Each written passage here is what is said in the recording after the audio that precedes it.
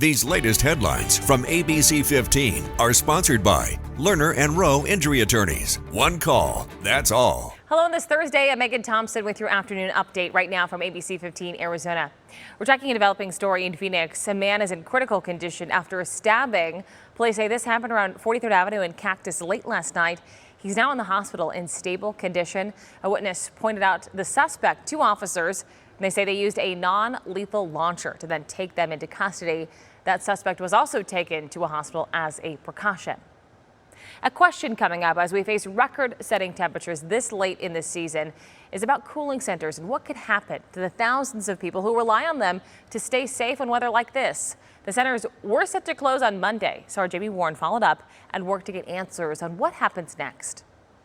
There are hundreds of these cooling stations across the valley. You can find them on the Heat Relief Network's map on their website. You can find your location, click on them, and see what it is exactly that they offer. Here at the East Lake Park Community Center, this is a hydration station. You can come on in and get a free water bottle during the day. But this location and others were set to close on Monday. That's despite these unseasonably hot temperatures. So I asked city leaders if that would change, and the answer is yes. In a statement from a city spokesperson, they told me that they are aware of the record-setting temperatures right now and that they're responding accordingly, saying Burton Bar Library, for example, will remain open 24/7 for one additional week through October 7th. The city will also continue operating all of their other cooling center and hydration stations during normal business hours, October 1st through the 7th. A spokesperson for the Maricopa Association of Governments told me that they will also now be keeping that online map up that I just showed you through October that shows all of the heat relief stations that are available. A lot of people have been relying on these centers to stay cool even through the month of September. I looked through data online from the city of Phoenix that shows in just 1 week, from September 12th to the 18th, nearly 1,000 people went to Burton Bar Library to use the respite center. Hundreds of others have used other locations. Since May, the city of Phoenix has seen over 30,000 visits at their cooling centers. About 90% of those individuals indicated that they were experiencing homelessness. But with over 200 confirmed heat-related deaths so far this year, some who have been using these centers throughout the day tell us they can be life-saving. If one were to walk through that door now, there's like a 40-degree temperature differential. You know, it's amazing. I'm happy for it. I think that's a need because there's a lot of people who can't afford to live in their higher renting cost apartments or houses now. Now, there are other centers, not just in the city of Phoenix. Some of them are operated by nonprofits or faith-based organizations. I'm told that some of those will also remain open. We haven't been able to confirm which ones just yet, but you can count on ABC15 to provide you with any updates that we do get to this story. And in the meantime, we know that this change is going to be helping some who really need it most right here in our community.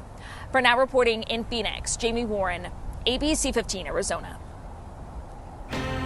Uplifting Arizona now, an accessible sensory garden is right here in Phoenix, and it's open to the entire community. ABC15 out there talking to volunteers who are putting together this garden near 18th Street in Osborne. They tell us not only does the garden provide a spot for residents to touch and experience nature, it's helping families facing food insecurity.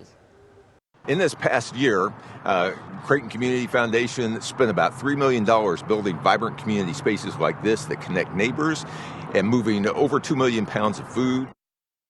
That food includes tomatoes, peppers, squash, and other vegetables.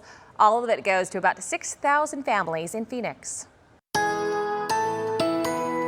Time now for that most accurate forecast. I'm meteorologist Iris Hermosillo. We remain in weather action mode as excessive heat warnings are in place for the Phoenix area and beyond. Today through Sunday for the valley and central Arizona. Today through Sunday in parts of western Arizona too. And for southwest and southern Arizona, those alerts in place starting tomorrow through Saturday. Dangerously hot conditions here in the valley after reaching a high of 113 yesterday. Today, Phoenix looks to top out at 110 degrees. That temperature coming down slightly before it shoots right back back up Friday, Saturday, and Sunday. Temperatures in northern Arizona near record 2. Flagstaff 83 today, 95 for Sedona, and just shy of that 110 mark in western Arizona. This is unseasonably hot weather for this time of year, so temperatures are going to be dangerously hot through the weekend at 110 plus through Sunday. And even once that heat alert expires, we're still going to be at about 110 Monday and Tuesday.